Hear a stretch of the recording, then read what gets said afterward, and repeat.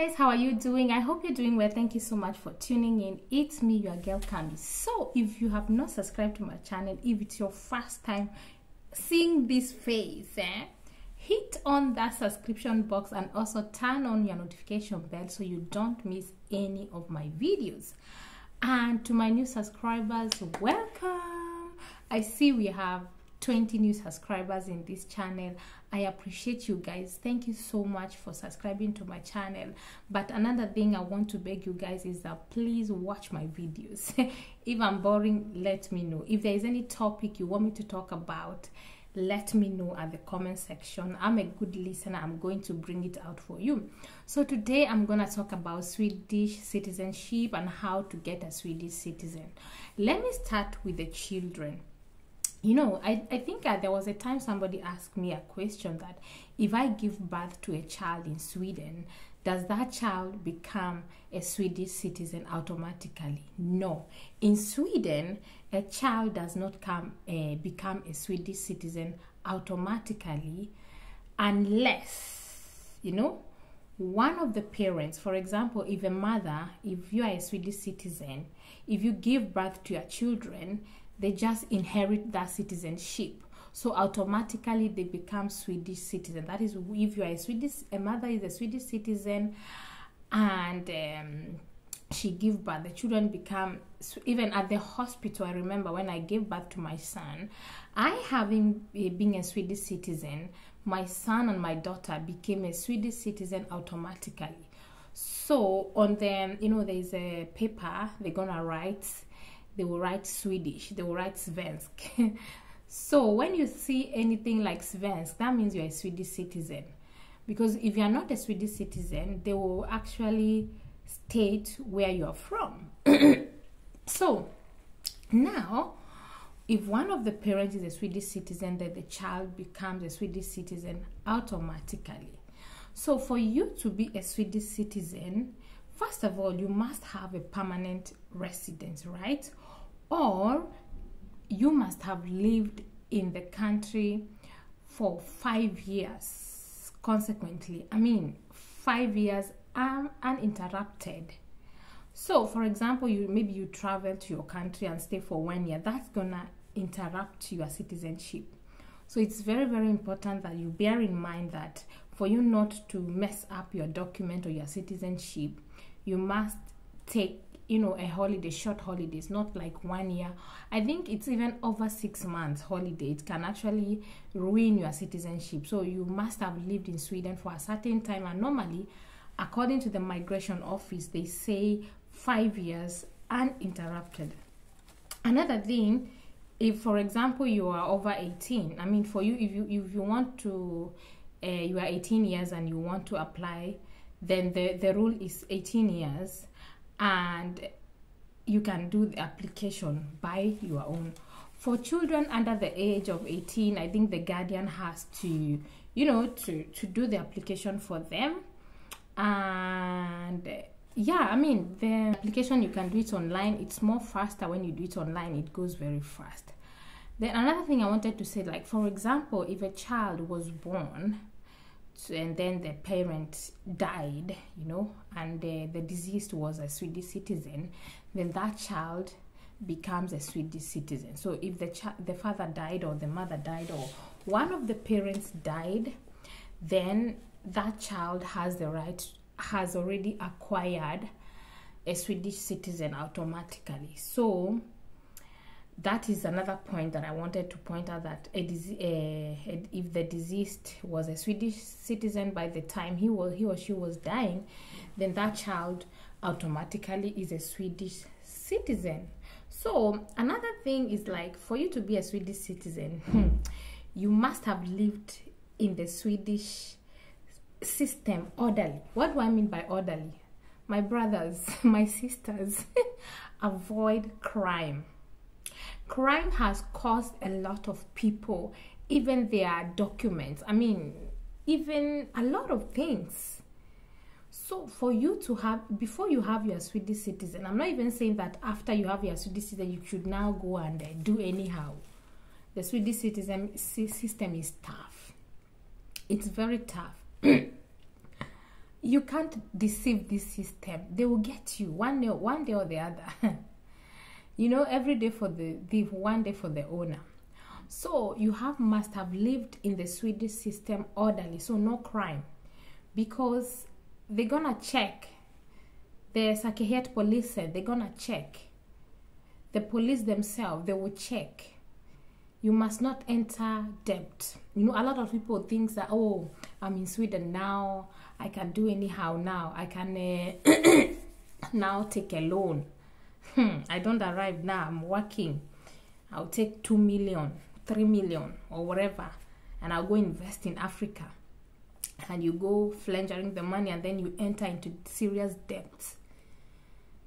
I mean, these are topics that I want to really talk about later. So if you enter into debt, and that is kronofogden, a lot of people know this kronofogden. If you enter there, until your name is cleared, and if you're in a serious debt, maybe depending on the millions or the hundreds of thousands Swedish crowns you have, it's gonna take you a long time before they give you your documents. So clear yourself away from crime, from debt, from violence, because that can cost you your citizenship. So you guys, another thing you need to do is, like, you must be able to identify yourself, like your identity. Most of the times you have to hand in your original copy of your passport or any document that show your identity, who you are.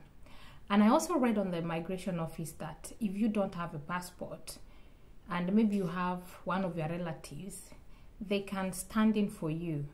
So more details to that will be on another video, because I don't want this video to be too long. Yeah, so you guys, in general, being a Swedish citizen, when it comes to the issue of the children, then one of the parents must have been a Swedish citizen. Then you, as a grown-up, you must have a habitual resident, and also you must be able to identify yourself.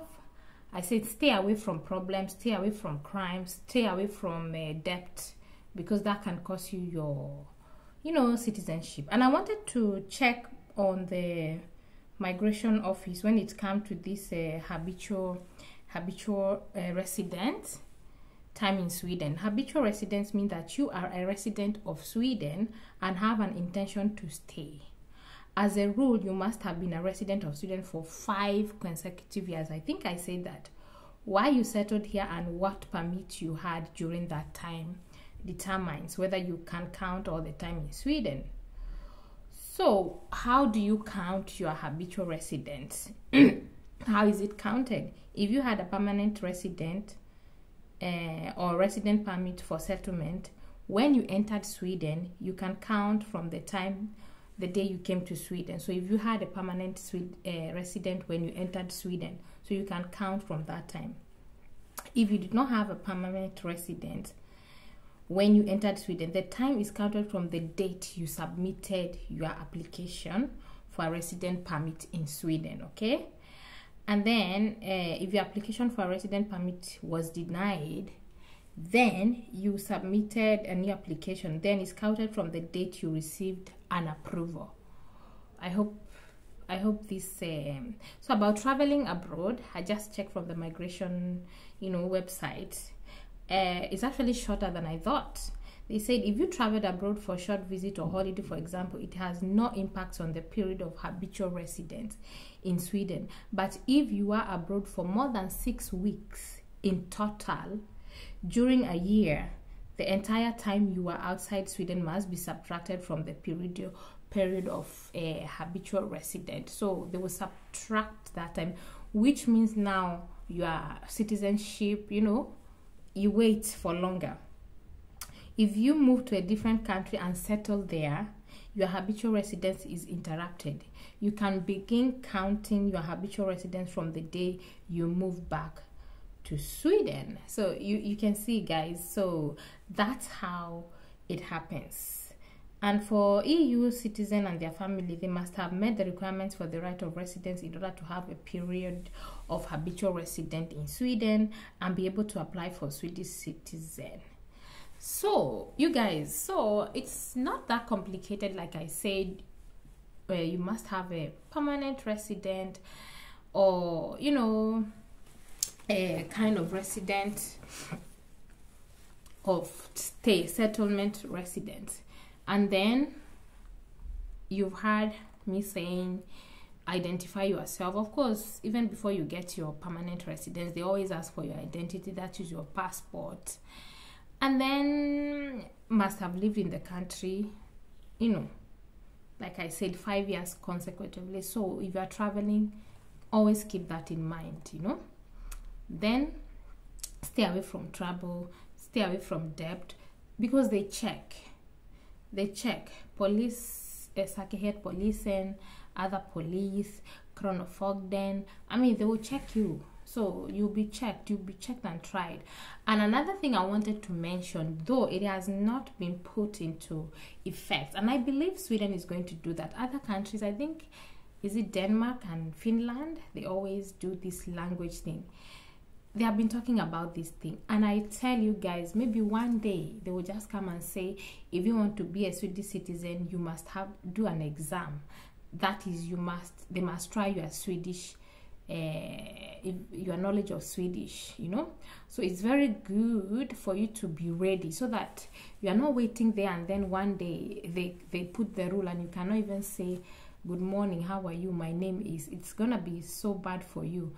And learning Swedish takes time sometimes, depending on your head, depending on your interest, depending on your personality, and also depending on your background, because some languages, some people with some very difficult languages can find it very hard with the language. I don't blame anyone. So try to familiarize yourself with the language, so that by the time this thing is put into effect, you don't suffer it, because that is why they keep telling people. I believe one day, because they have already put that thing there, so it's just to put it into effect. Maybe tomorrow they will say, oh no, from August or from July or from June, anyone that is applying for a Swedish citizenship, he must also do an exam. So you guys, yeah, that's what I want to talk about today, because I have had some people asking me questions about Swedish citizenship, and these days actually it takes longer, waiting time is longer, and I think I'm gonna do another video separately about that. So you guys, thank you so much for subscribing to my channel. Thank you so much for staying, and I'll see you in my next one. Bye.